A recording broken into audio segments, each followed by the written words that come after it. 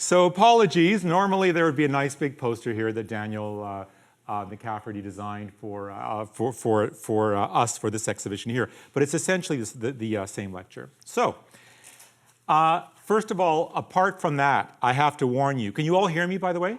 I have to warn you that this is a large, complex, and as yet understudied topic. And really, this exhibition was kind of research. And it's kind of visible in the exhibition. It's very complex. There's a lot of material in there. It's actually very highly organized. But I do have to apologize that the work list and the labels didn't quite get ready for this afternoon. We need another couple of hours. We'll finish it off in the next couple of days. It is a very large, complex topic, and there's a lot of information to absorb. So I do apologize for that in advance. So, guten Abend, bonsoir, good evening, yo estate, bonjour. This is a lecture about the Bauhaus and about its connections with Canada.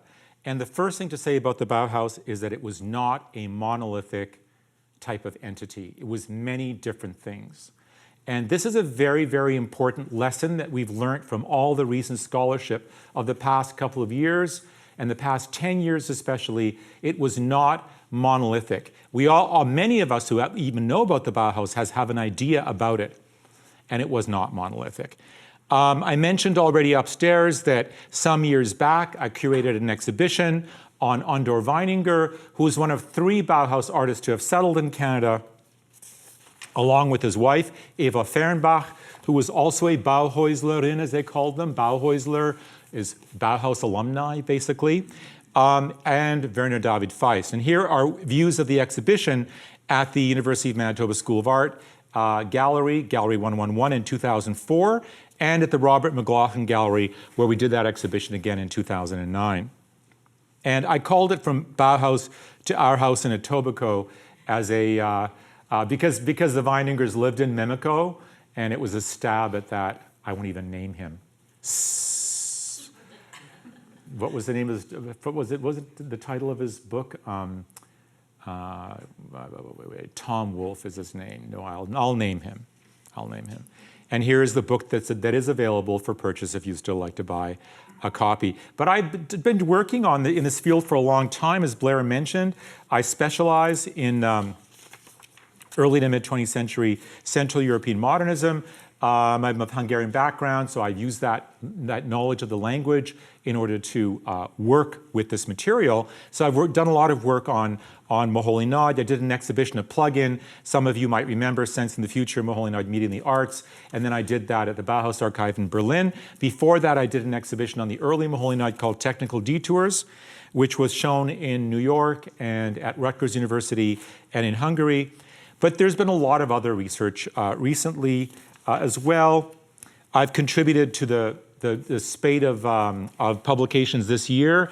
Original Bauhaus, for example, the beautiful exhibition at the Martin Gropius Bau in Berlin that's just about to close, if it hasn't already closed. It's a gorgeous exhibition. I contributed text to the catalog. And there were other exhibitions like, for example, Bauhaus Global. And this has been a new avenue of research on the Bauhaus, which is to look at not only the influence of the Bauhaus around the world, but the cross currents, the way that the Bauhaus received ideas from India, from Japan, from Brazil. And it's never a one-way street, right? And it's the same with Canada. There were interactions. There were Canadians who worked on MoholyNagy's films. There's one film being shown upstairs on that topic. There was actually one other exhibition on the Bauhaus for the Bauhaus Centenary in Canada. That was held at well, here you're going to see I was advertising this exhibition in Calgary last November. You're getting this Calgary version. But there was an exhibition in Edmonton, which was only up for a week, but it did try to point out some of the buildings in Edmonton, for example, that look like some Bauhaus buildings, but they just don't have, and I grew up in Edmonton. I'm not dissing Edmonton here. I'm originally from Toronto, but I grew up there. So they just don't have the amount of material that we have here. Winnipeg is in a very special position when it comes to this topic. And here are some of the other exhibitions that happened this year. Bauhaus Imaginista, I think, was the most interesting one, at least judging from the catalog, because I haven't seen it. And that's the one that traces connections with Calcutta, with Sao Paulo, with Tokyo. It's absolutely amazing. And there have been also a spate of publications that celebrate the connections with various countries. We're going from the top left. We have the Czech Republic, Czechoslovakia. We have Slovakia. We have the United States, Israel, of course. The White City in Jerusalem was designed by Bauhaus alumni to some extent. These two are about Jews. In the Netherlands, there was a huge exhibition organized by my friend Charles X at the Boijmans van Beuningen Museum in Rotterdam last year. A lot of work on connections with Hungary, of which there were many. There is actually an exhibition on right now in the Architecture 2 gallery of a circulating material being circulated by the Hungarian Ministry of Foreign Affairs on Hungarian Bauhausler. For various reasons, there were many of them there. MoholyNagy, Marcel Breuer, under Weininger, they were all Hungarian. And here I'm showing you an image of a work by MoholyNagy, who had Canadian students, as you will see, and who made one work where he never visited here, but he made one work that's entitled Through Canada. We don't quite know why. I think it's because he was trying to get his first wife, the photographer Lucia Moholy, out from London, which was undergoing the Blitz at the time. He was trying to get her to come to Chicago to teach at his school, the new Bauhaus, which didn't succeed in the end, and she was supposed to come through Canada. I'm not sure, that's my theory, but there is this one work.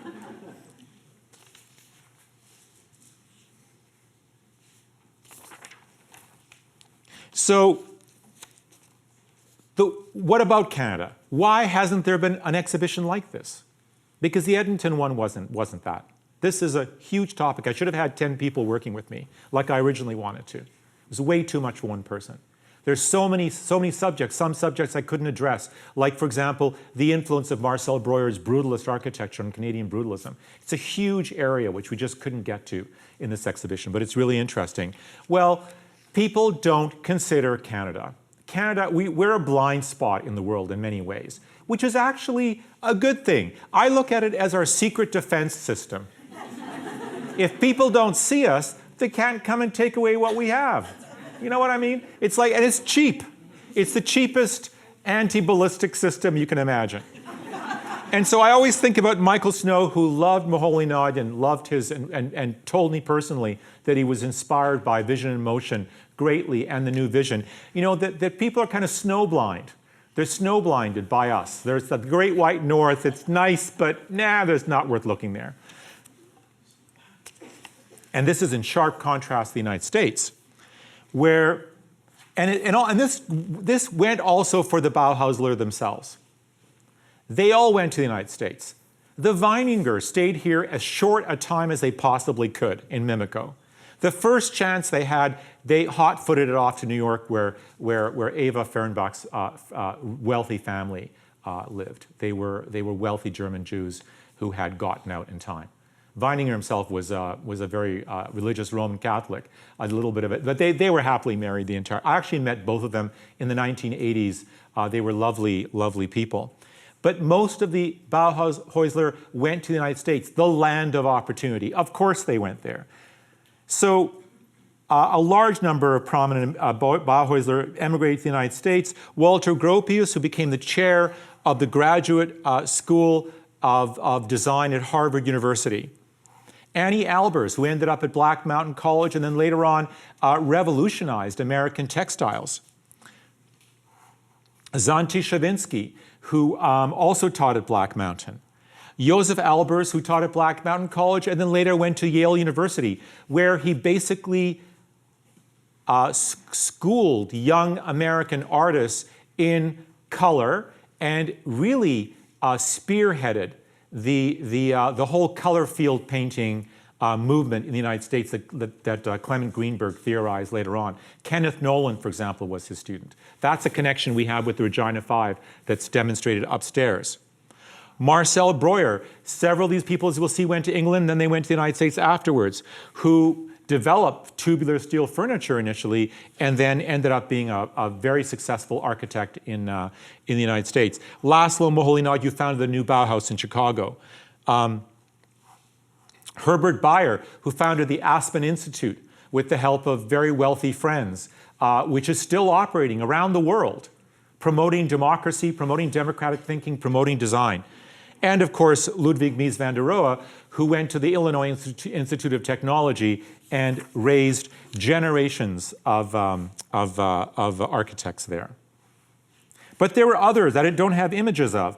The weaver, Marley Ehrman, who headed the textile program at MoholyNagy's new Bauhaus in Chicago.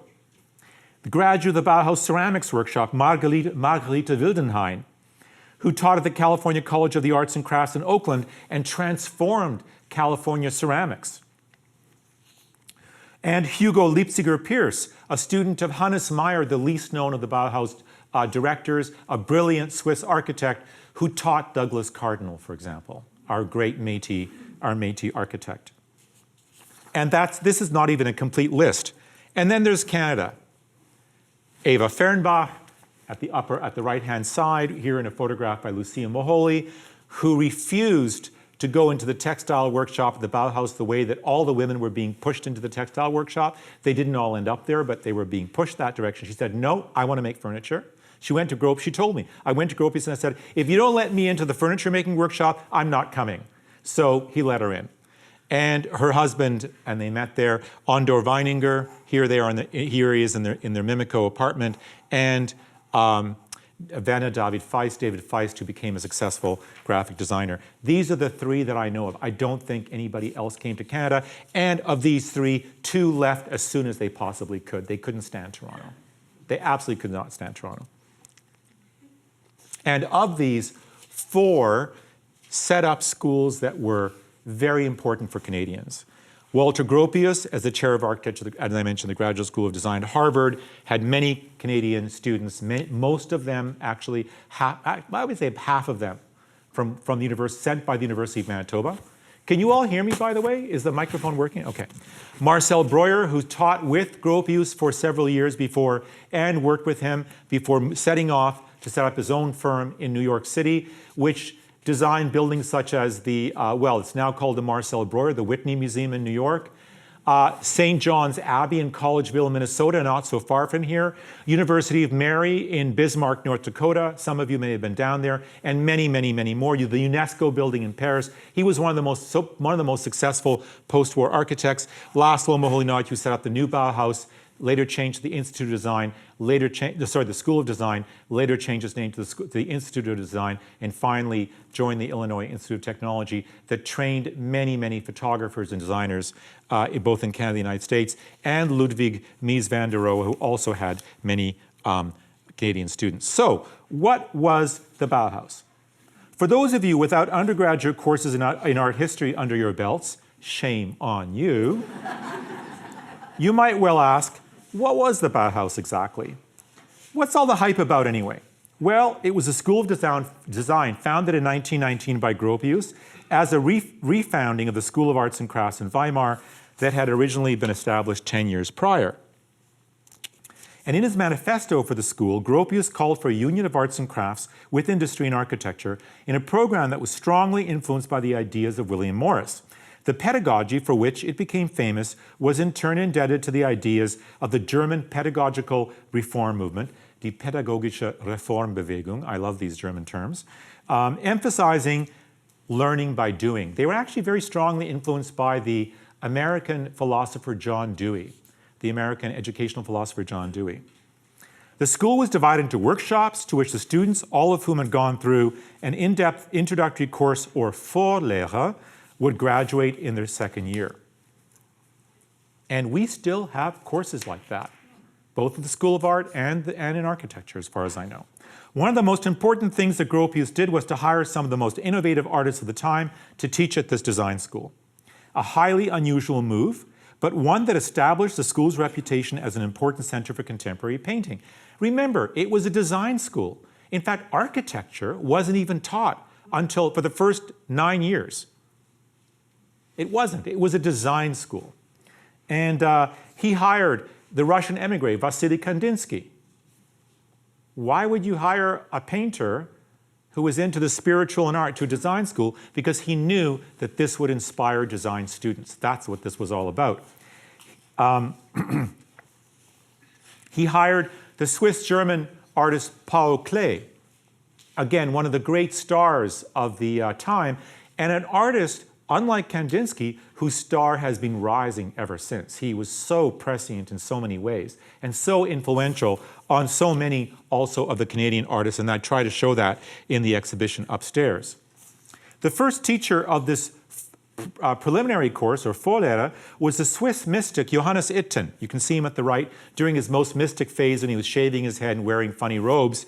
He was into the Mazdaznan cult, which was the first California cult, literally. And there were a lot of people who were into it in Germany in the early 20s, just like they were into Bachwan in Berlin in the 80s when I was first going to Berlin in the mid-80s, and everybody was going to Bachwan discos. And until that guy, it turned out Mr. Bachwan had 45 Rolls Royces, and he was having sex with all his students and all his acolytes and everything. Anyway, this wasn't quite so bad, but it was kind of like that. Eventually, Gropius had to get rid of him. But Itten was a brilliant teacher, absolutely brilliant teacher. Then there was, so after Gropius realized he had to get rid of Itten. You cannot have a cult leader. There can only be one director of a school, first of all. You say you can't have a cult leader in your school. So he got rid of him and he replaced him. Instead of replacing him with one of the big art stars of the time, like modernists, like Theo van Doesburg, the founder of Textile, or Lazar L. Lisitsky from Russia, both of whom wanted the job, by the way, he hired a 28-year-old Hungarian guy who had been trained as a lawyer, had never taught a course in his life, had done no metalwork of any description, really. He had had other people do metalwork for him. And he had been identified as an artist for 5 years, had never gone to art school. He hired him because he recognized in this person a strong personality who was interested in teaching and theory. And he did not go wrong. His judgment was amazing, actually, because the other Bauhaus professors were furious with Gropius. We know from the protocols and the private correspondence. Why did he hire them? Nobody could even understand this man with a heavy Hungarian accent like my parents had, you know, but really, really heavy accent.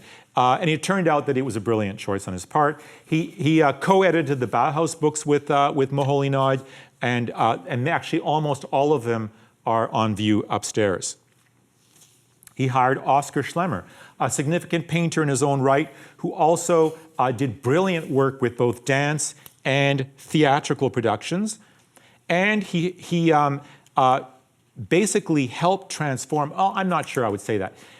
Under his direction, the Textile Workshop, where the women were being herded, although recent research by Libby Otto, who's coming to speak on the 28th, do come and hear her at MAUA. Recent research by her and by Patrick Rossler has shown that, in fact, the young women always found ways that they really wanted to go to the other workshops. And the percentage of women was high in the Textile Workshop, but it's not true that they all went there. But certainly the ones that did go there, what they did was brilliant. They transformed it into one of the most scintillating centers of theory, practice, and industrial production at the Bauhaus. In fact, it was the ladies of the textile department who supported the Bauhaus when they had no money, because it was the patents that they took out on the textiles that were most saleable and were distributed throughout Germany. So people like Gunther Stölzel, whose a reproduction of whose blanket is on display upstairs. Here's a photograph by Werner David Feiss when he was a young man of the loom. A lot of his friends and his girlfriend, actually. His girlfriend was one of the women in the, well, of course, a lot of the guys had girlfriends in the textile department, obviously, right? Here's a beautiful piece by Annie Albers. And there is Annie Albers working at the loom. And here's a beautiful piece by Gunther Stölzel. So there were so many of them. And by the way, I think, again, because most of Eva Fernbach's friends were in the Textile Workshop. Andor Weininger and Eva Fernbach also, most of their friends were women from the Textile Workshop. And there were many of them in England and in Holland where they lived in exile. And then Walter Gropius himself was not such a great architect, but he did build two brilliant buildings. The Fagus factory early in his career, and he built this Bauhaus school building. After the school was kicked out, it's amazing, within 5 years, they were kicked out of Weimar, the city of Weimar, and they had to go shopping for another city. They found Dessau, and Dessau paid for, it was an industrial city where the Krupp works were, and the, that airplane company, I guess Krupp, the airplane company, and they financed this beautiful new building for them. And he wanted the school to work with industry. So to train people to design for industry, because of course this was what was modern. And here he also built beautiful homes, studio homes for the masters, so-called masters of the Bauhaus. Here is the apartment of Laszlo MoholyNagy and Lucia Moholy, his brilliant photographer wife. You can see though how to this very day, I mean, IKEA, EQ3, minimalist design, and this is a design by Marcel Breuer, with a lot of the furniture by Marcel Breuer. And here he is.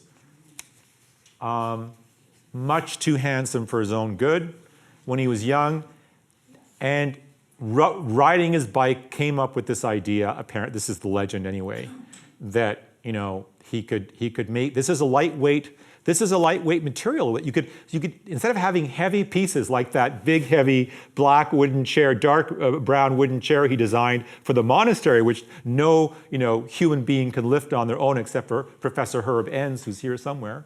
I know where he is. There he is. Yeah, there he is. Apart from Herb, nobody can lift it, and it's only because he really wanted it very, very badly. You and Maine wanted that chair very badly. But otherwise, originally, he wanted lightweight furniture because it was a new lifestyle. It was a new world after the World War I was so terrible for everybody. Germany lost the war. It was in shambles. There was inflation. I mean, the Bauhaus was born out of chaos, absolute chaos. And so this type of new lifestyle, the new woman with the short hair, the bobbed hairdo, the short skirts, this was all a reaction, smoking, exactly. This was all a reaction to the old world, which resulted in the slaughter of World War I. People wanted to be rid of this old world. And this was one of the things. Recent scholarship actually has drawn parallels between Breuer's furniture and the new woman. We were just taking this up recently. Several of my students most of my students from my seminar that I'm teaching right now on the Bauhaus are here this evening, and we've been reading the new literature. It's very exciting to be reading this new literature.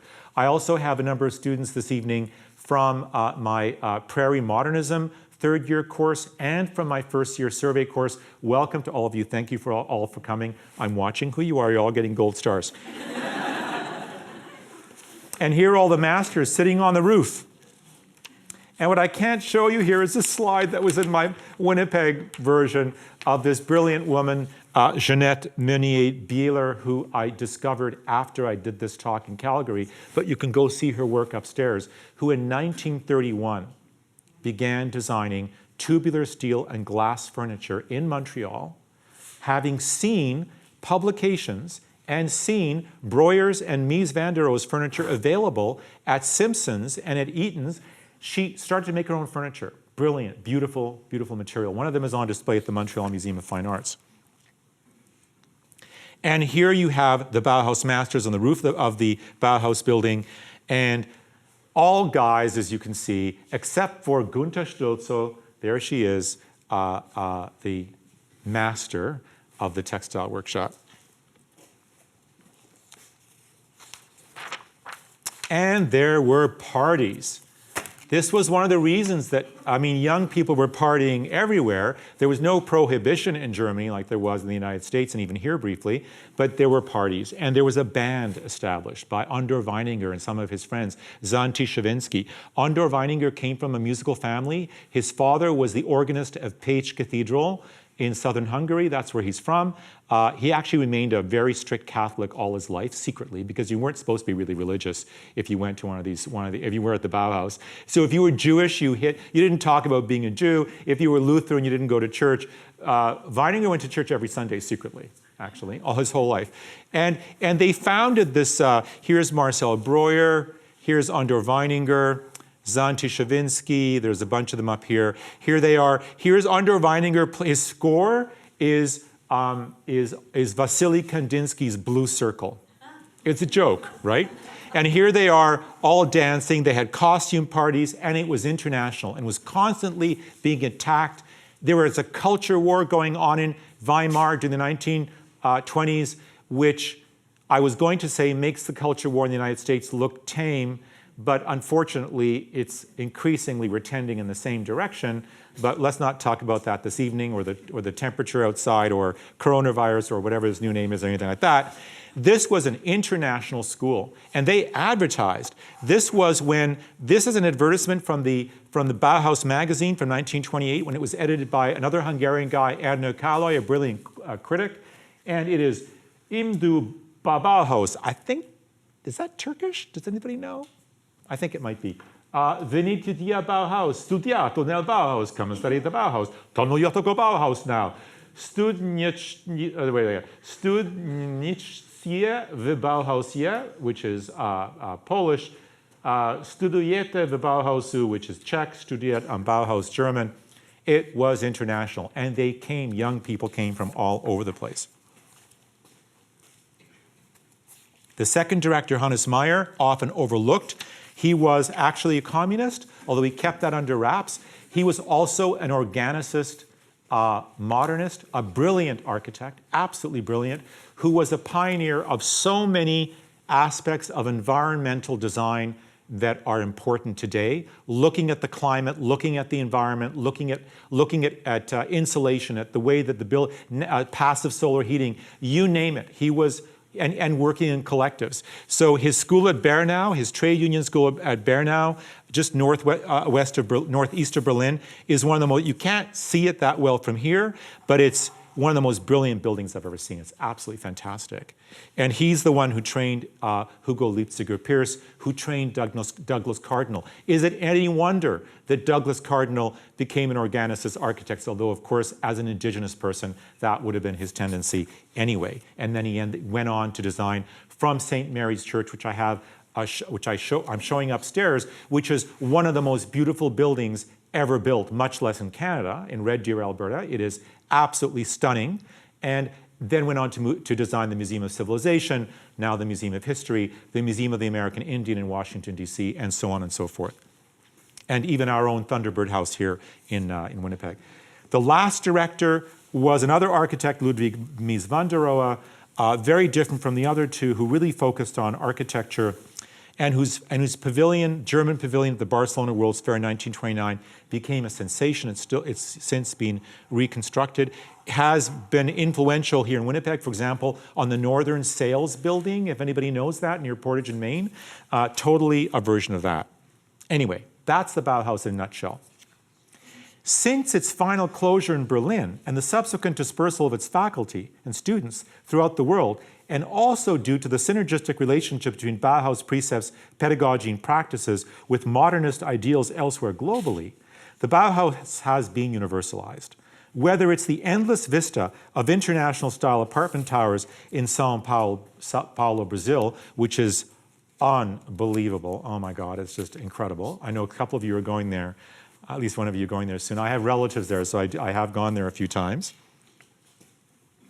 Or the towers of Toronto, or for that matter, as we'll see, Winnipeg, but let's say just towers.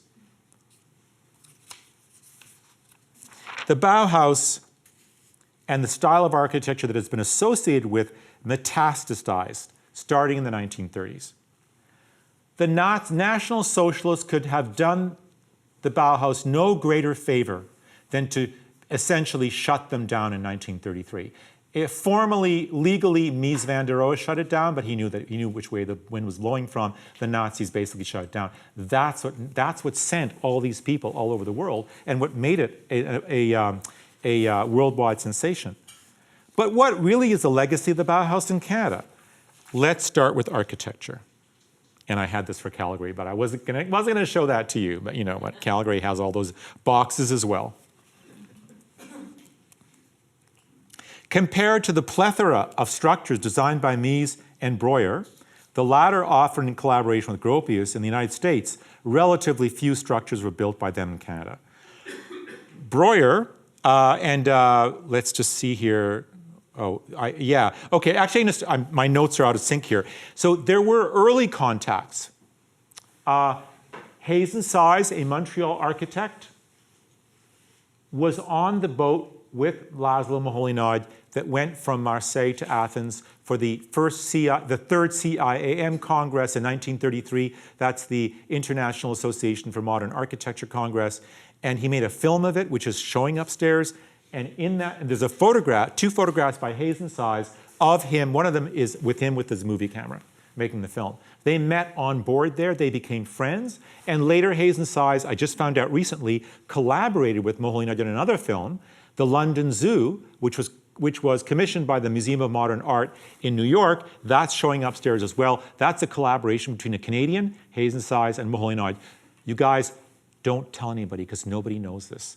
Literally, I have never heard this before. Nobody's ever noticed that MoholyNagy gave full credit to a Canadian, because nobody knows who Hayes and Size is. He designed one of the first international style buildings in Montreal at the Beaver Lake Pavilion. And here's his photograph that's at the Canadian Centre for Architecture. And there was Wells Coates, born in Tokyo to Canadian parents, but went to UBC and then ended up with various ways in London. And he designed what was essentially the first sensational modernist building in London, something called the Isaac Building, often known as the British Bauhaus, where at various times Walter Gropius, as a refugee already, Laszlo MoholyNagy, Marcel Breuer, Sybil MoholyNagy, MoholyNagy's second wife, Agatha Christie, and about 17 odd Soviet spies all lived under one roof. I kid you not, this is an incredible story, by the way, the Isaac Building, and designed by a Canadian who ended up actually proposing the Vancouver SkyTrain in 1958. He basically proposed it first. It wasn't built at the time, but eventually it was built according to his concept. But those were early contacts. What did the Bauhauser build in Canada? Well, Marcel Breuer designed one fishing camp for a wealthy American from Duluth, Minnesota, on an island in Dryberry Lake, but we're not telling you where. It's a beautiful place, actually. Nobody knows about it. Literally, we have photographs upstairs, and I don't have Herb's photographs in this PowerPoint because it's the wrong PowerPoint, as I keep saying, but the photographs are upstairs. Herb took weeks to find these images. We went out there about 20 years ago by canoe. I never found my pictures, still haven't found my pictures. Herb found them. Thank you so much, Herb. And it's a beautiful place. There's a photograph of Breuer and Halverson, I think his name was, who commissioned it. It was actually built for 36 Finnish laborers. So it had to have 36 bunks, 36 seats at the table, and a honkin' big sauna. And he also designed a manufacturing plant in Oakville, Ontario, which nobody's ever seen. But last December, I took my buddy, Paul Meze, an architect, and we rented a car, we went out, we see it, it's still there. They don't know in Oakville that they have a Marcel Breuer building, but it's still there. It's not in bad condition. It could be restored and be made into a cultural center, but that's another thing entirely. But he didn't build that much. He did, however, as I mentioned, have a huge influence on housing here, but also on brutalist architecture. And then there was Phyllis Lambert, or is Phyllis Lambert, who, as I mentioned upstairs, assisted with this exhibition. She was very generous. Thank you, Phyllis. Her father, Samuel Bronfman, decided to build a new headquarters for their post-bootlegging stage of their Seagram company. They are from Manitoba, by the way, originally. And they have relatives here, some of whom even might be here this evening. I'm not quite sure, but they have lots of relatives here. Her father decided to build a new headquarters, and she found out who the architect was. She was already into architecture at that time. And she wrote her father an 8-page letter. I've read it. And she basically said to him, if you hire that architect, I will disown you. She was 28 years old. Samuel Bronfman was one of the biggest not nice people on the entire face of the planet. But you do not say no to Phyllis Lambert. And he didn't, and he hired Mies van der Rohe, just like she recommended. And she saw that project through, and it became one of the most iconic buildings of the 20th century, of course, the Seagram Building in New York City on Park Avenue. And later on, it was through her influence and the influence of her on Cadillac Fairview that the TD Centre was developed in Toronto, that Westmount Square was developed in Montreal, and also the various buildings on Nuns Island. And Phyllis has written an entire book about this. And there's a film playing upstairs. Sorry, something in my eye. It's a film playing upstairs about 4 women in the foyer, 3 of whom were Canadians who studied with either Breuer, Gropius, or Mies, by the way, which is why we're showing it here. Cornelia Oberlander, Blanche Lemko van Ginkel, Phyllis Lambert, and also Denise Scott Brown, a great, actually originally South African-American architect, one of the most influential architects. And this film is fantastic. If you have time, it's 80 minutes long. It's an investment. Come and look at it. It's wonderful. It's not in general, it's not on Netflix, not in general release yet. I think Susan Algie showed it at the Winnipeg Design and Architecture Festival. So here is the Nuns Island gas station. It's now a cultural center in Montreal. There's Mies' last major work before his death, the Toronto Dominion Center, which is actually a beautiful complex. And Phyllis Lambert herself was asked by the family to design the Sadie Bronfman Center for the Performing Arts, which is now being hideously changed. Even she, the all-powerful Phyllis, couldn't prevent it from being really wrecked. It could still be fixed up. At least it hasn't been torn down. It's a beautiful building. And there has been research, but if we look at the literature on modernism in Canada, it's thin. It is thin. There's quite a bit about BC, BC is a different story, which I haven't told here. It's more of a California and ultimately Viennese modernist influence. But there is Alberta, definitely has a lot. Saskatchewan has a surprising amount of wonderful architecture. Clifford Weens just died the other day, one of the greatest Canadian architects who ever lived. Not much of it Bauhaus influenced, although Izumi Architects in Regina built the Regina Public Library and Dunlop Art Gallery, where we pinched Blair Fornwald from. Sorry, Dunlop. But that's an example. And then there's very good research that's been done here by Serena Khashoggi, who collaborated with Herb Enns on this beautiful and very, very important book, gorgeous book, and also by my students, Jeffrey Thorsteinson and Brennan Smith, who did this wonderful book on GBR. And there's much more research to be done, and much research being done by Susan Algie and Marika Gruel at the Winnipeg Architecture Foundation. Please, people, support them. They need your support. The Winnipeg Architecture Foundation is doing incredible work. Incredible work. Look up their website. Get acquainted with them.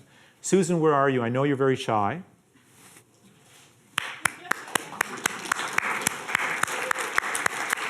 Amazing, amazing work. Very, very important.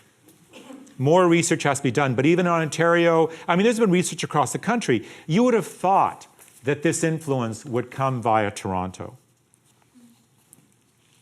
And in fact, there was one professor at the School of Architecture there, Eric Arthur, who was promoting Bauhaus ideas in the 1930s already, but it didn't take off there. Toronto was a very conservative city at that time, and Eric Arthur even invited the Swiss art historian Siegfried Gideon, who was a great promoter of Bauhaus ideas, and Marcel Breuer and Gropius were brought in to do crits, for example, in the late 1930s, but somehow it didn't take off there. On the West Coast, I already mentioned, there was B.C. Binning, who built the first international style building in Canada, essentially, his own house. He wasn't even a trained architect, but it really was domestic architecture in Vancouver. It was John Russell a graduate of MIT who was the key figure in transforming architectural training in a modernist direction in Canada, and that he did here at U of M. Building on a foundation laid by his professor Milton Osborne, and Jeffrey Thorsteinson's been doing research on Milton Osborne. He played a much more important role than has hitherto been realized in promoting a kind of thinking that eventually led to international style modernism. Russell, an early MIT grad who was first hired here in 1928, in effect took over the direction of the school in 1943, and that was the real turn here, but was appointed the first dean of the new faculty in 1946, serving in that capacity for 20 years. He was a key proponent of regional modernism, according to Kelly Crossman, and sent students to Mies van der Rohe at IIT, to Harvard, Gropius and Breuer, and also many went to MIT, which was his alma mater, where there were people like Alvar Aalto and Eero Saarinen, two very important Finnish modernists, as well as the Hungarian György Kepes, who was a protege of MoholyNagy's and a very important teacher of design theory. The prominent Toronto modernist architect John C. Parkin recalled that when he entered the U of M architecture program in 1939, he found, quote, high standards, a competitive environment, and the dying embers of the Beaux-Arts system. And yet, by the time that a person like Harry Zeidler did his thesis project in 1944, it's on display upstairs from University of Manitoba Archives and Special Collections. Thank you, Shelley and Brian. Shelley Sweeney should be here somewhere as well. Thank you, Shelley. And Shelley, who retired recently, sad face, real tears. Thank you for coming in. Thank you for being an early supporter of this exhibition.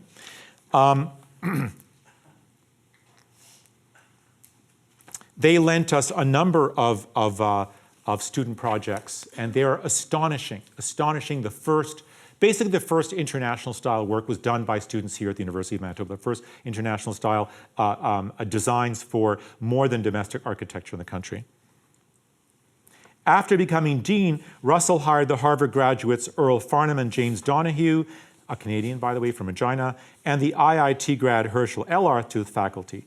The curriculum was revised along modernist lines in 1948.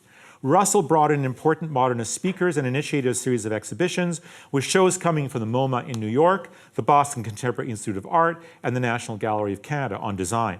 As Carleton art historian Kelly Crossman has written, and he began serious scholarship on the history of modern architecture in Manitoba, quote, by the early 50s, Manitoba graduates and professors had begun to design and produce buildings strongly influenced by German-American modernist principles.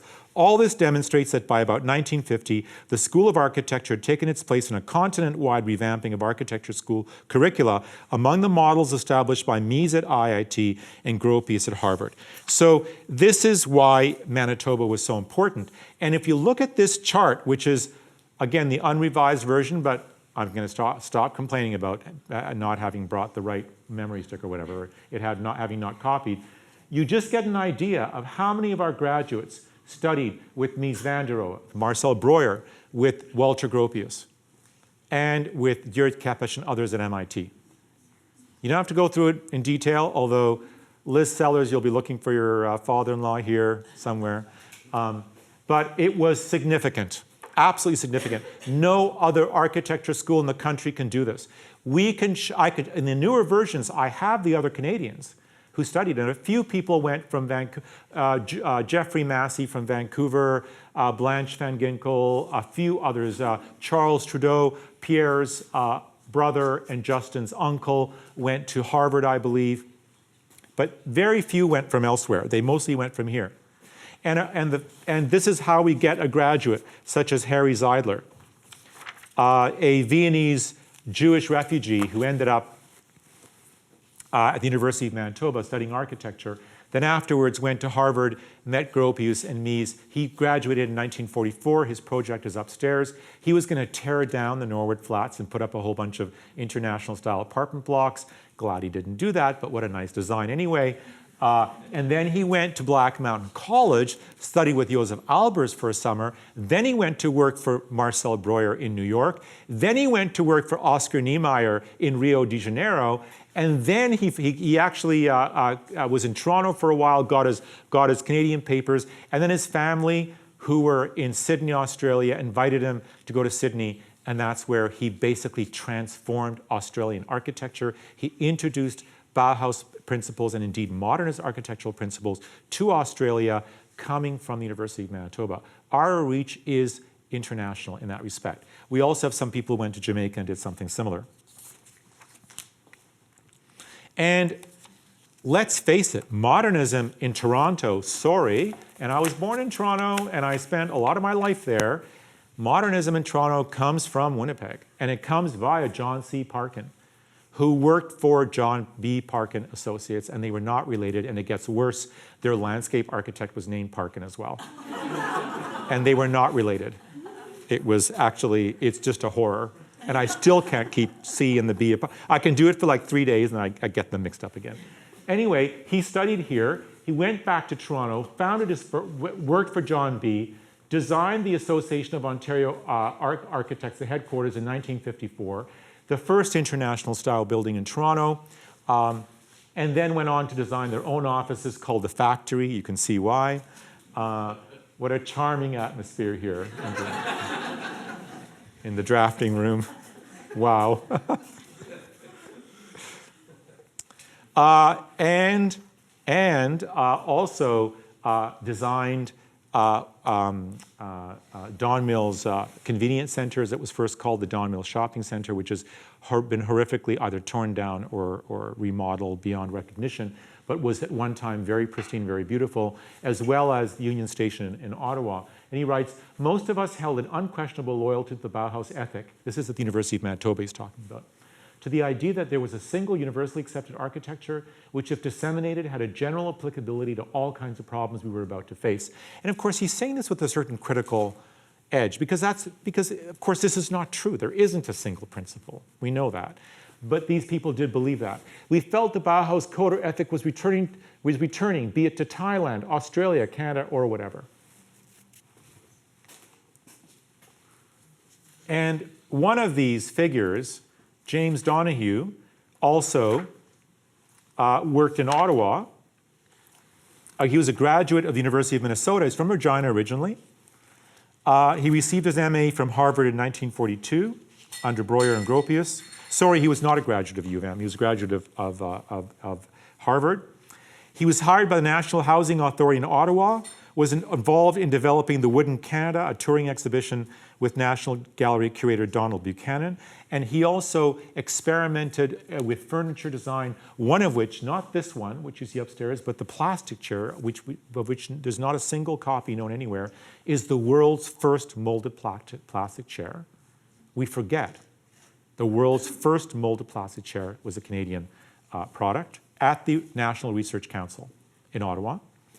And eventually he was hired here, taught architecture, was a brilliant architect, a little bit too much into the tippling, but still a great teacher and a great architect, and ended up eventually in Nova Scotia.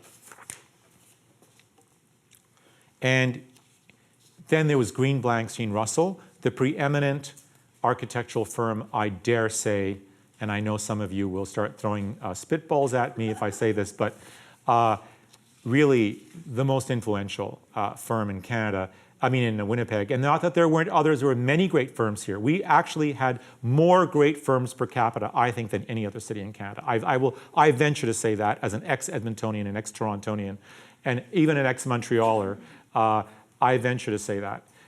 Weissman Ross, Liebling Michener, Faurer, the list goes on. So many first-rate firms here, not all of whom did their graduate work elsewhere. But here's Greenbank Russell, Cecil Blankstein residence, 1947.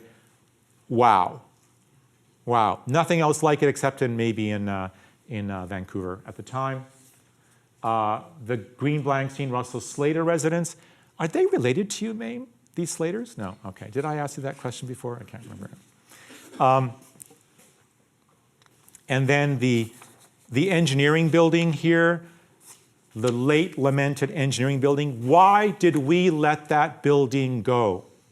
I ask you, why did we let it be torn down? It was the first important international style building, major public building in the province, and possibly in the country. We'd have to look into that, but we let it go. But then we have the Elizabeth Defoe Library, also by Greenbank Russell, sadly over-renovated and expanded by none other than Greenbank Russell or their whatever. You architects, and I know you're out there, you don't really care about conserving important buildings. All you care about is your next job, don't you? Admit it. Admit it. I've seen it too often. The Mall Medical Clinic, a beautiful building, very early, 1946, sacrificed to a worthy cause. I'm thrilled about the new Michael Maltzahn Inuit Art Center, but really, couldn't we have kept this important early building and that whole series of buildings that's left on North Osborne, extremely important, they should be listed. What is left of Defoe is this curtain wall, apparently the first glass curtain wall in the country, certainly in Winnipeg. All Greenbank Russell. Their own offices, beautiful little building from 1951 with a gorgeous little courtyard. It's been renovated, but it's still there. And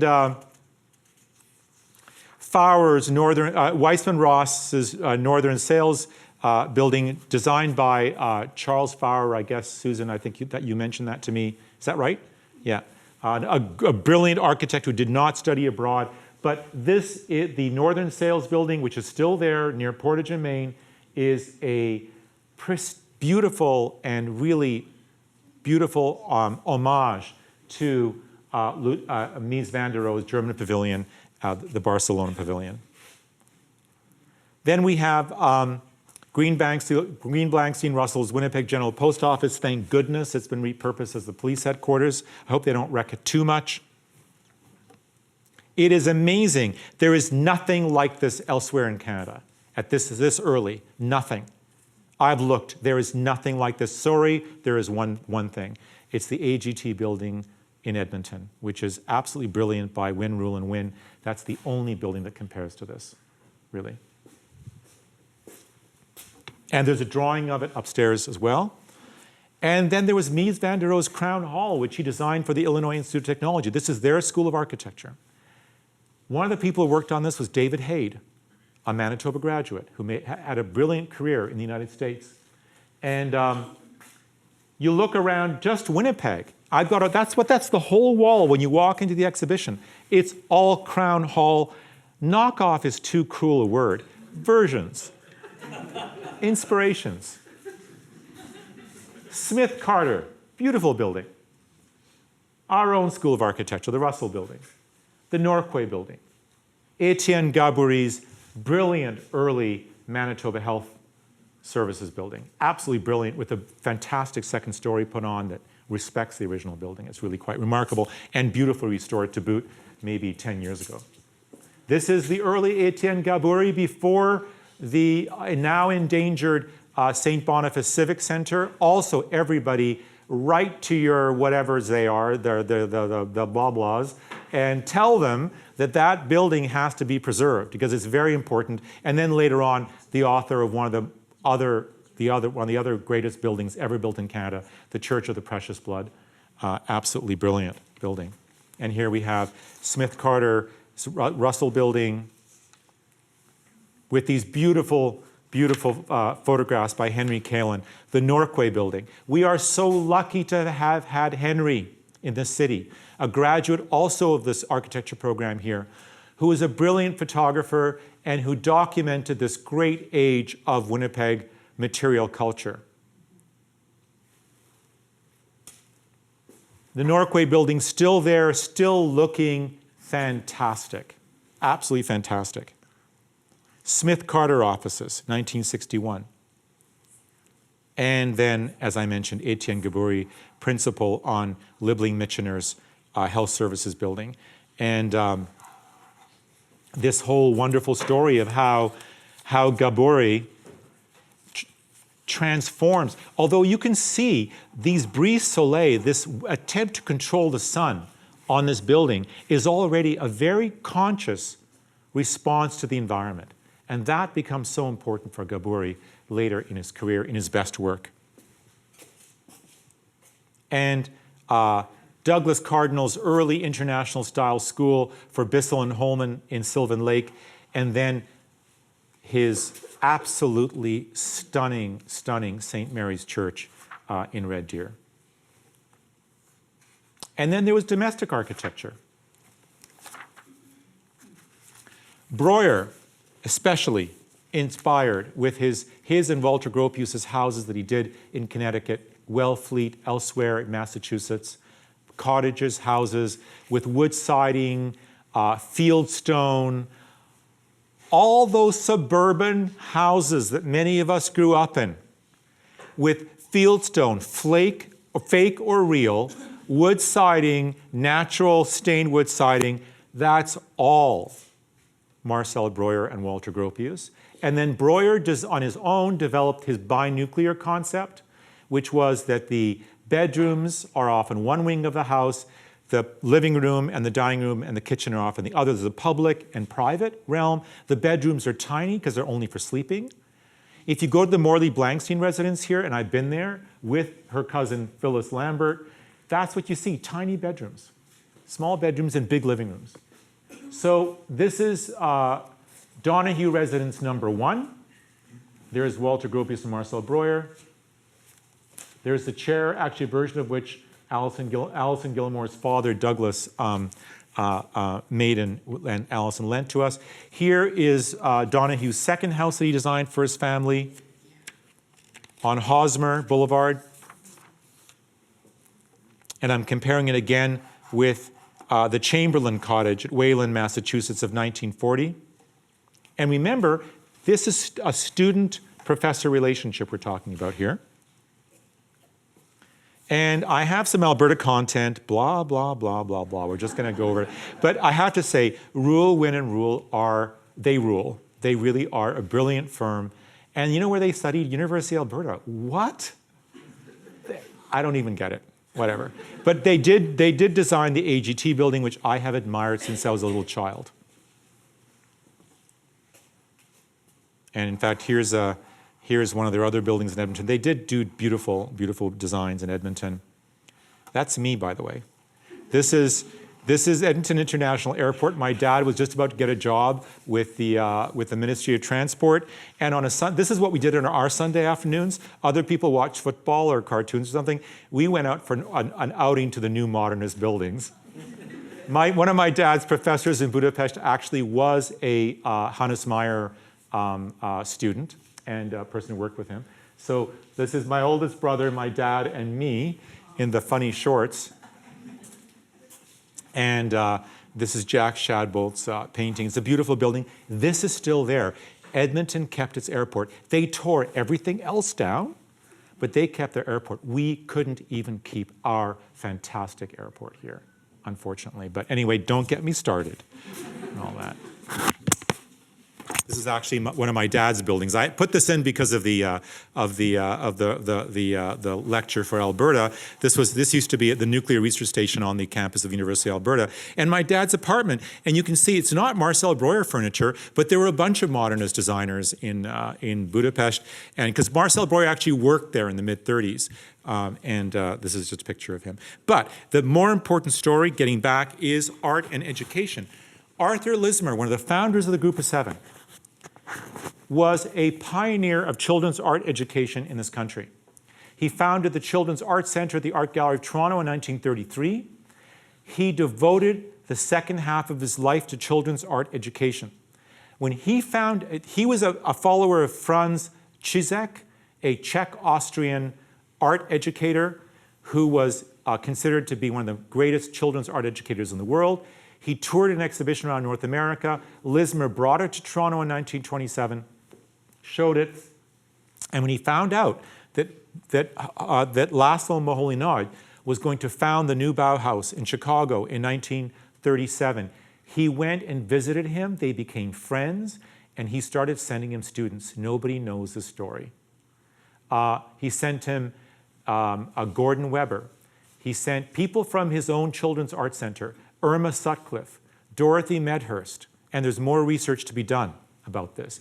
And these people came back and they transformed children's art education both in Toronto and Montreal because they were learning from György Kepes and MoholyNagy, for whom children's art education was extremely important. They were learning from them and they brought this knowledge back with them. Not that Lismer already wasn't learning from Franz Cizek, and by the way, Franz Cizek was Johannes Itten's teacher, and Johannes Itten established Bauhaus pedagogy. So the sources were common, actually, in common.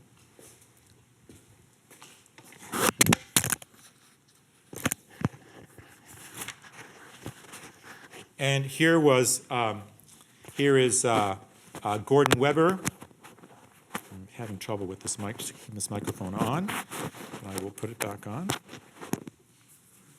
I'll keep knocking it off. Gordon Weber,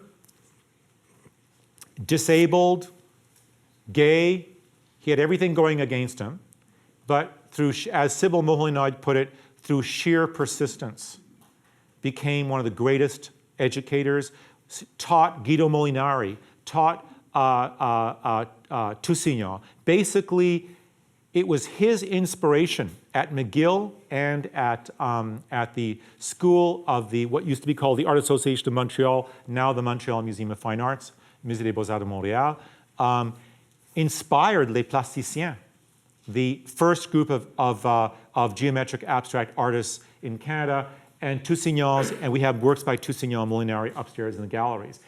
He himself wasn't as successful as an artist, but he was a great teacher, and he deserves to be remembered more than by one little booklet that his lover wrote after his death.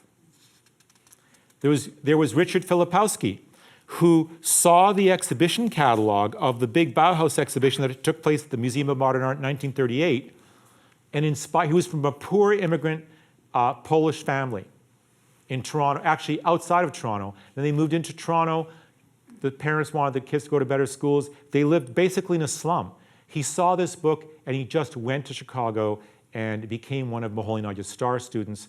MoholyNagy described him as the shining star. He stayed in the United States eventually, had a huge career there, and eventually was hired by Grope. He was at Harvard, and then was hired at MIT. He taught at the Institute of Design as well. MoholyNagy considered him to be one of his most talented students. Completely forgotten in Canada.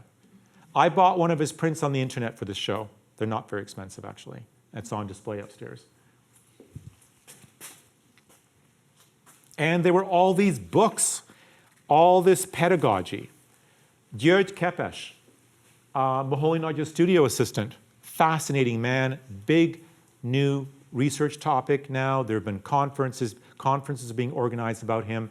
He was a pioneer of new media art, of AST, art, science, technology interactions, computer art, light art, everything. He established the Center for Advanced Visual Studies at MIT, taught many people.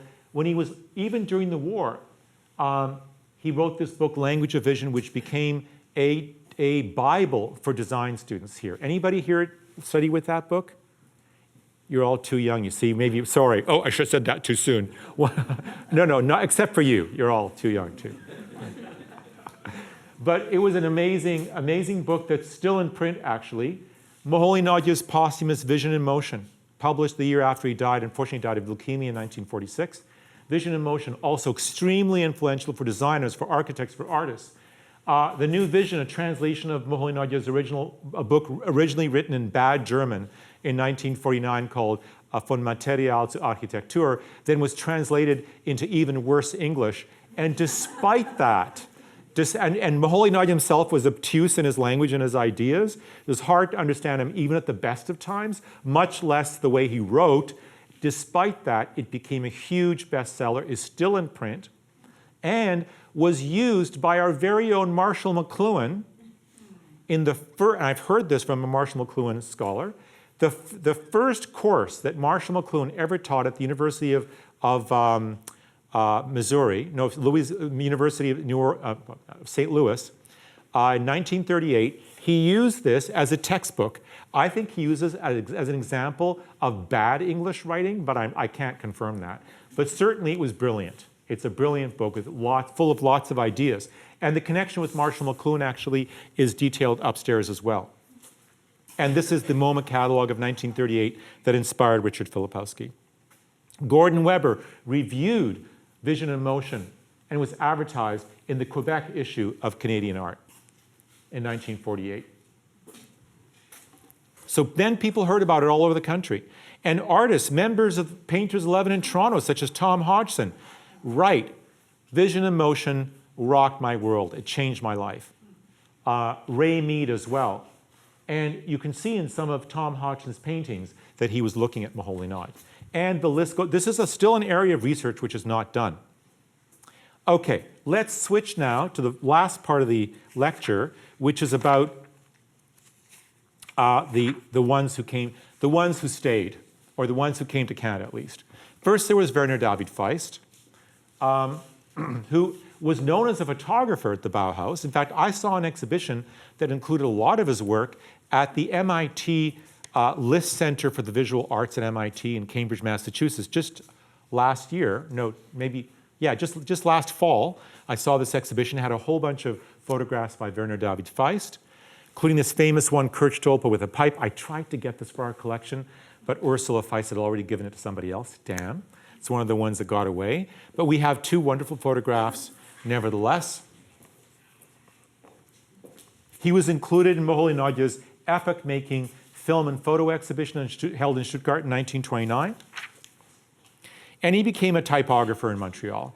And he's responsible, yes, for Vic's Pickles. That's why we're serving Vic's Pickles at the opening. And all the, guys, you got to eat all of it. All the bottles have to be emptied out, washed, because they're going on display on that shelf as you enter the gallery to the right. Every damned variety. So I don't care whether you like pickles or not, go up there and eat the damn pickles, because they're going on display. But he was actually even the president of the Art Directors Club of Montreal for a while. Here's Ursula Feist in her home. She's now sadly passed away. She would be like 100 years old now. She was, I think, 90 years old here. She looked absolutely amazing, was totally... I used to meet her in Berlin, used to meet her in Montreal, go through her basement. Of course, she had a Vasily chair, but other stuff as well. And then there was Andor Weininger. This is a bit of a sad story. He was kind of one of those people who kept shooting himself in the foot.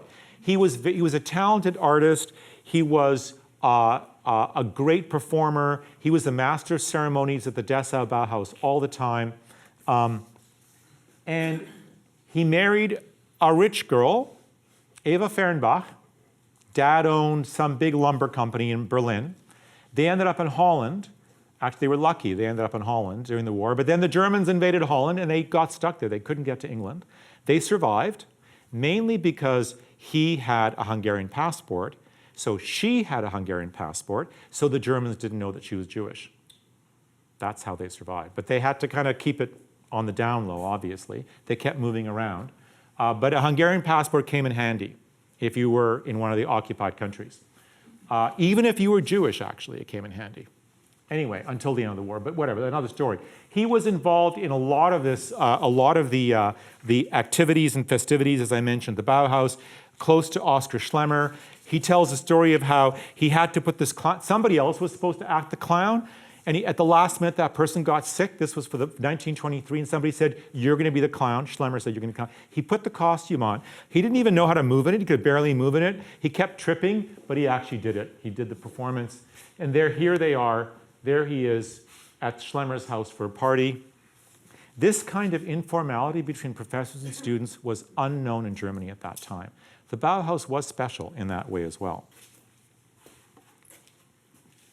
In a letter to Walter Gropius of 8/28 December 1951, Weininger writes, I am reporting not from Miami, but from Mimico.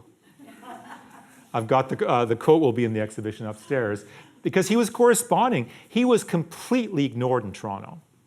But he was corresponding with Oskar Schlemmer, Paul Klee, Paul Klee was dead already, but with Paul Klee's son, with Gropius, with Breuer. These were all his buddies. These were all his friends. And he drew their Lake Ontario. He painted in the Painter's 11 style. He wanted to be part of the art scene there, but people just, somehow it didn't click. And he didn't need money because her father got the money out, established himself in the United States, and basically they were supported. So they didn't have to sell art, so he never had much of a career.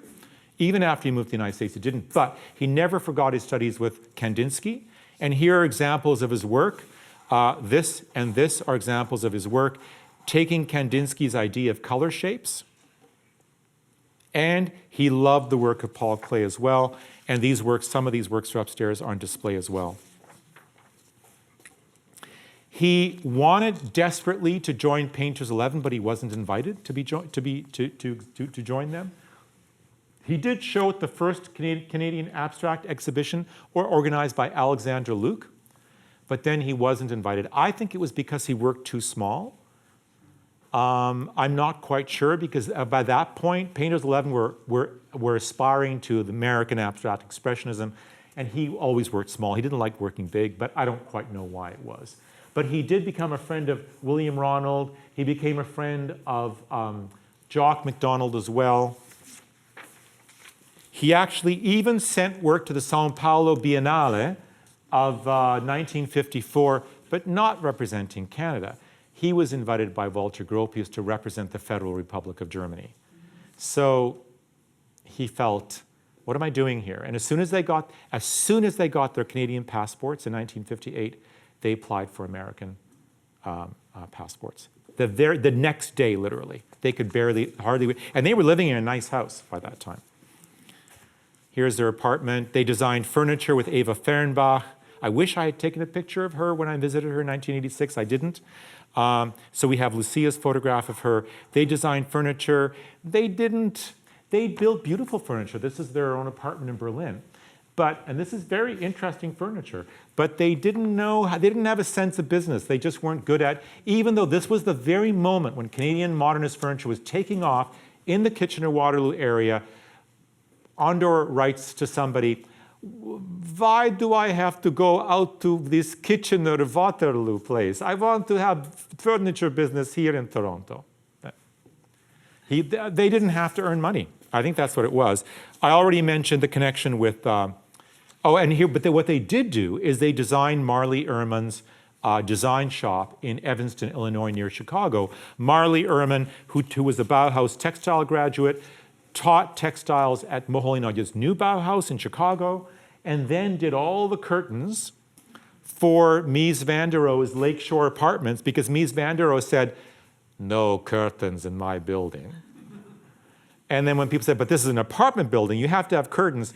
Okay, then they're all going to be designed by Marley Ehrman, and they're all going to be the same, and nobody can put up their own curtains. So they're all Marley Ehrman curtains at Lakeshore Drive in Chicago. But they did design the interior of her shop, which looks like it was pretty amazing.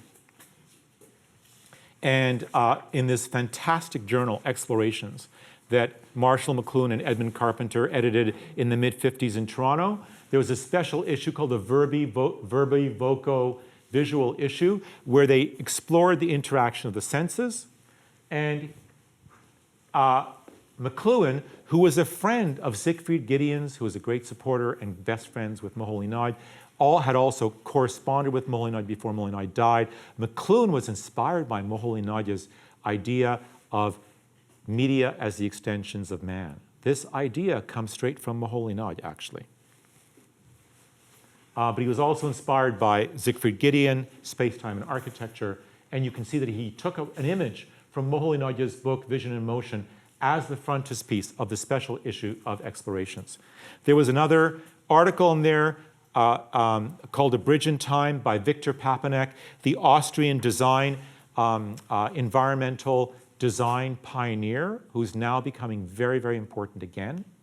And he wrote an article, he befriended Weininger and wrote an article which discussed the Bauhaus in the special issue of Explorations. And there was another person, a friend of his, a friend of Weininger's, who invited Weininger to write an article when he found out that he was from the Bauhaus for the University U of T Students Association journal. and Weininger did it, and it was entitled The Fun Department of the Bauhaus.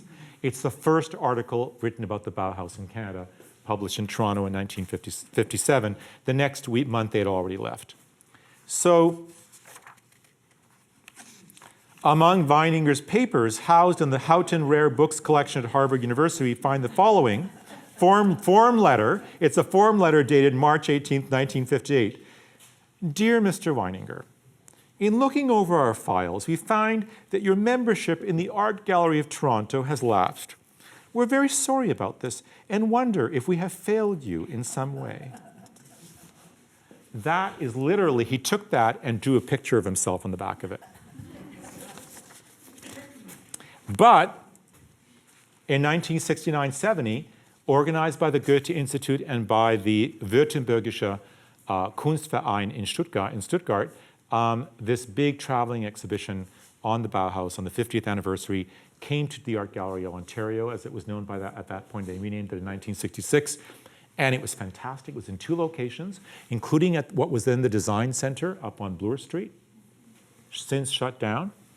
And a wonderful installation, lots of programming. The program is on display upstairs as well. And there have been other, since then since I did this Calgary lecture, I've been doing more research on exhibitions. Anyway, I didn't even get to the structurists. Eli Bornstein, go look at his beautiful work that used to be in the airport, Structures Relief in 15 Parts. It's on the south wall of the Kennedy Center. Go look at the beautiful piece that he did for our campus, right between the Russell Building and Architecture 2 building. Go look at the work of his students, the brilliant Liz Wilmot and Ron Kostiniak, whose work is on display upstairs. And yeah, but I've already said too much. There's so much more I could say, but this is enough. I'm happy to answer questions. Thank you very much.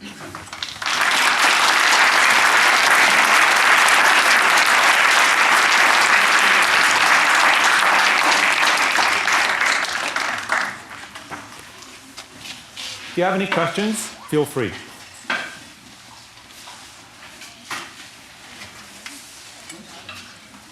Yes?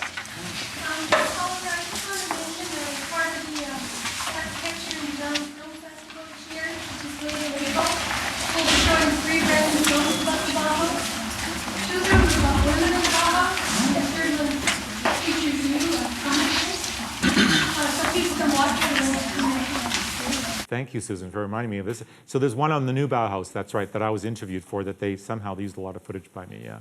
But 2 of them are about women in the Bauhaus, and this is one thing that also that I didn't include in this lecture. There's a lot more material upstairs on women, especially when it comes to the interior design program here in the University of Manitoba Faculty of Architecture, the oldest of its kind in the country. Founded by Joan Harlan. There's a whole, we had great interior design here. Somebody has to start doing work on that history. Yes? I'm just curious when it was you became so passionate and obsessed. in art and architecture, and was it through your father? I showed you. Yeah. No, but the thing is, though, that you don't know it at the time. I thought that every kid grew up like I did in a little house in North Edmonton. But our Sunday outings were, you know, and we would go downtown on Sundays with my parents. My parents were from Budapest, and even compared to Stalinist Budapest of the early 50s, Edmonton was Deadmonton in the 1960s, I can tell you. And we would go out on Sunday afternoons for drives. And my dad would we would go downtown to Churchill Square, where these new, you know, the CN Tower and the new buildings are going up. My dad would be just so critical of everything.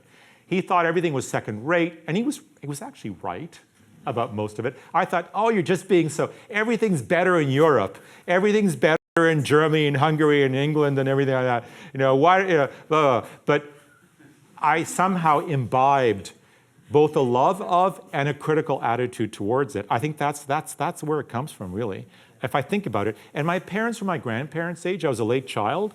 They emigrated in their mid-40s, and then I was born in Toronto after they came. And somehow they were set in their ways already, and that was their world. I mean, Budapest is not quite Tel Aviv when it comes to modernist buildings, but there's a lot of, I mean, Farkas Molnar, Fred Forbath, Marcel Breuer. I mean, the list of architects in Hungary who worked with these people were friends. There were buildings all over the place. My dad owned an apartment in one of these buildings that was Bauhaus style. So yes, it was his furniture was. They had tubular steel furniture.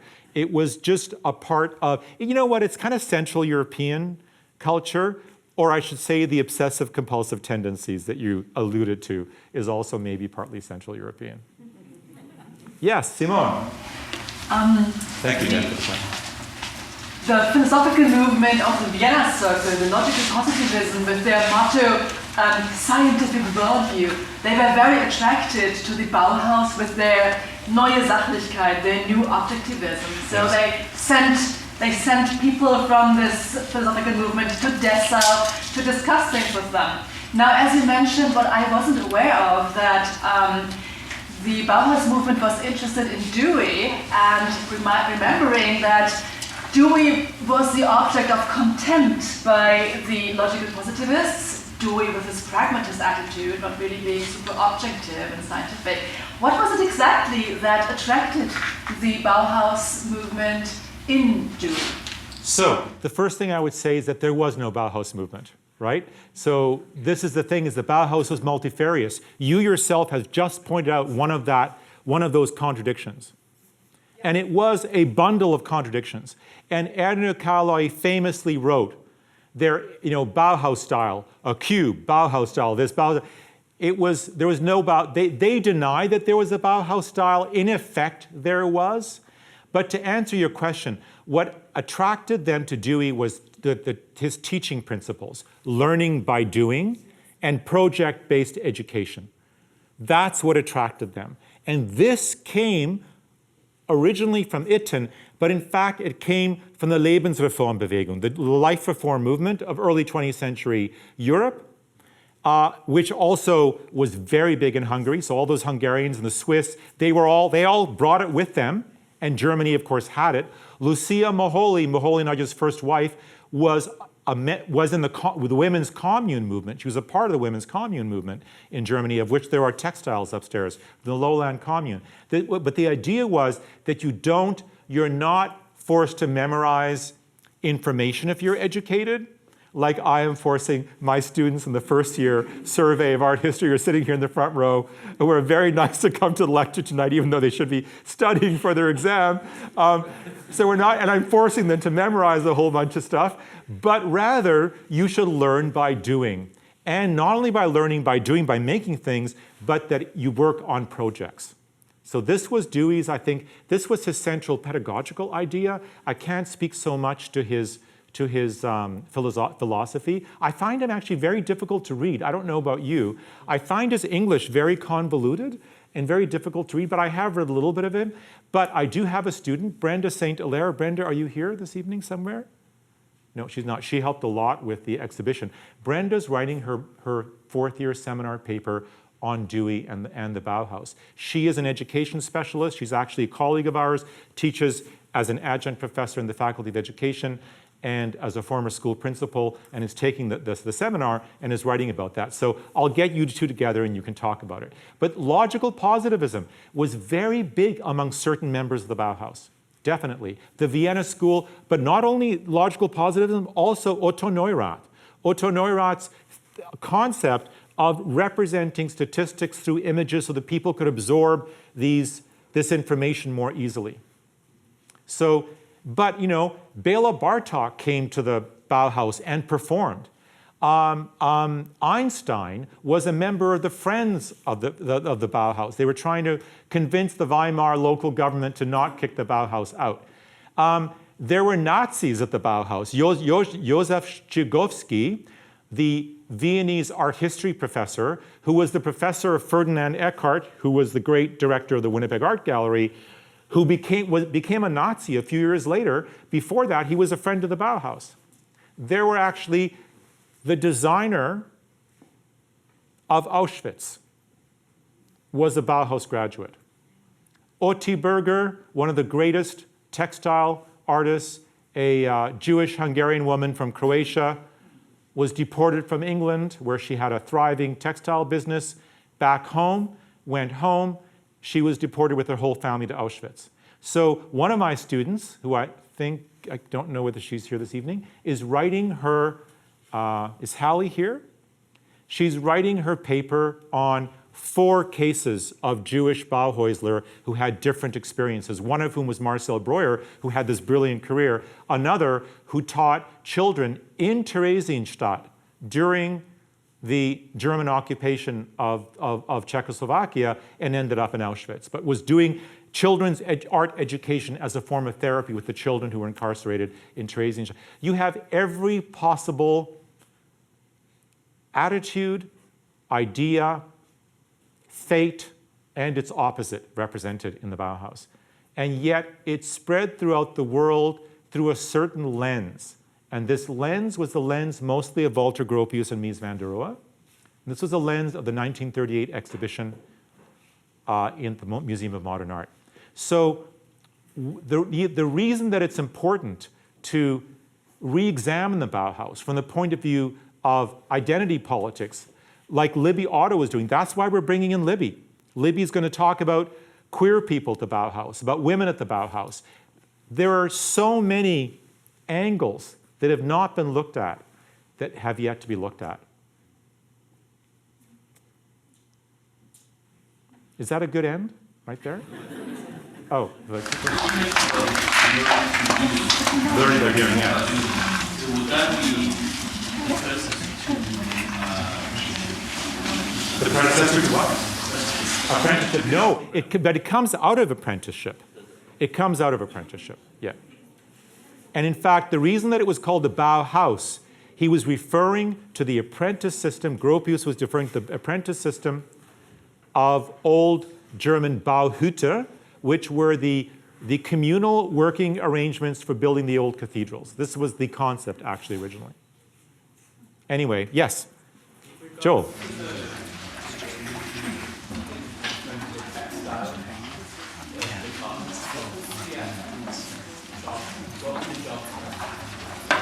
Designing for industry. The question was, if you were in the textile department, what was the job? It was designing for industry. If you weren't, for the women who wanted to go into a different department, yes, not the textiles department, although they were almost accepted in the Bauhaus, what was it like once they went out into the working industry? In the 1920s, it was the first decade that young women could go out and get jobs. 1933, that all changed. Kinder, Kirche, Küche is what the Nazis said about women's role. Children, church, kitchen. But in the 1920s up to 1933, young women, if you're interested in this, watch Babylon Berlin, and you can see the young women going out and working. Yeah, great question. I think that's fine. That's enough for this evening. Go upstairs, have a drink, look at the exhibition. Thank you.